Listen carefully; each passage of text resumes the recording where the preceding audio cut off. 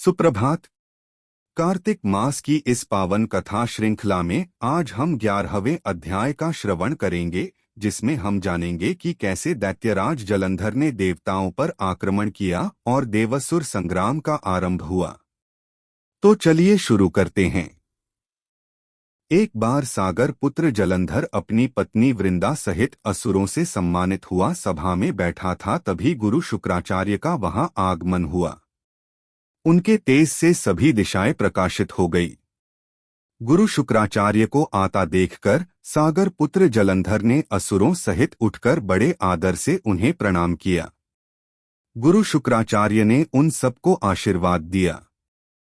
फिर जलंधर ने उन्हें एक दिव्य आसन पर बैठाकर स्वयं भी आसन ग्रहण किया। फिर सागर पुत्र जलंधर ने उनसे विनम्रतापूर्वक पूछा, हे गुरुजी, आप हमें यह बताने की कृपा करें कि राहु का सिर किसने काटा था। इस पर दैत्य गुरु शुक्राचार्य ने विरोचन पुत्र हिरण्यकश्यपु और उसके धर्मात्मा पौत्र का परिचय देकर देवताओं और असुरों द्वारा समुद्र मंथन की कथा संक्षेप में सुनाते हुए बताया कि जब समुद्र से अमृत निकला तो उस समय देवरूप बनाकर राहु भी पीने बैठ गया।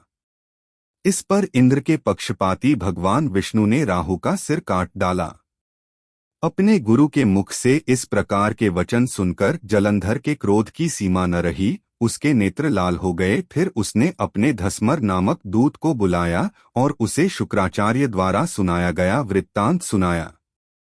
तत्पश्चात उसने धस्मर को आज्ञा दी कि तुम शीघ्र ही इंद्रपुरी में जाकर इंद्र को मेरी शरण में लाओ।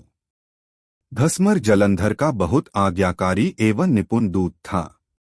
वह जल्द ही इंद्र की सुधर्मा नामक सभा में जा पहुंचा और जलंधर के शब्दों में इंद्र से बोला, हे देवताधाम, तुमने समुद्र का मंथन क्यों किया और मेरे पिता के समस्त रत्नों को क्यों ले लिया?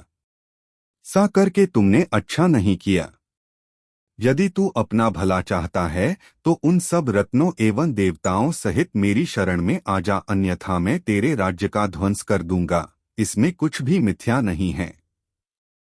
इंद्र बहुत विस्मित हुआ और कहने लगा, पहले मेरे भय से सागर ने सब पर्वतों को अपनी कुक्षी में क्यों स्थान दिया और उसने मेरे शत्रु दैत्यों की क्यों रक्षा की? इसी कारण मैंने उनके सब रत्न हरण किए हैं।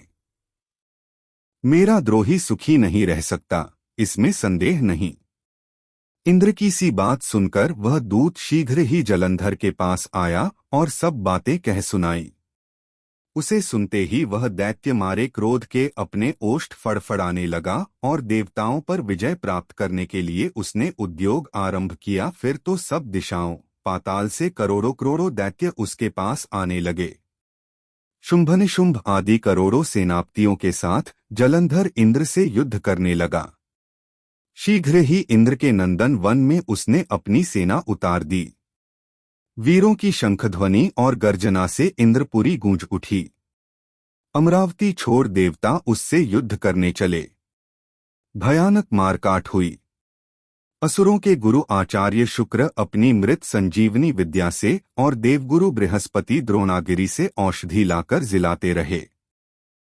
तत्पश्चात यह सागर पुत्र युद्धभूमि में आकर बड़े तीव्र गति से देवताओं का संहार करने लगा।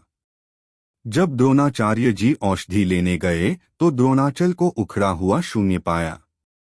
वह भयभीत हो देवताओं के पास आए और कहा कि युद्ध बंद कर दो, जलंधर को अब नहीं जीत सकोगे। पहले इंद्र ने शिवजी का अपमान किया था। यह सुन सेवता युद्ध में जय की आशा त्याग कर इधर उधर भाग गए। सिंधुसुत निर्भय हो अमरावती में घुस गया।